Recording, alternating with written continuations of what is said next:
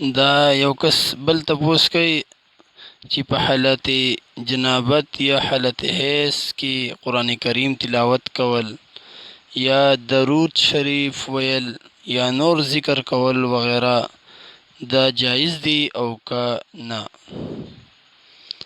نو په حالت حیض او په حالات د جنابت کې د قرآن کریم تلاوت کول جایز نه دی، البته ذکر او درود شریف کولی شي.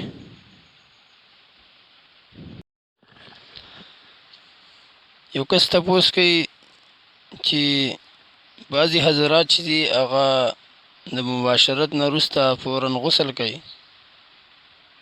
د دې حکم شته او که نه؟ او بعضې ملګري دا هم وایي چې یاره مباشرت نه وروسته څوک غسل کوي نو هغه ته د بیمارۍ احتمال دی.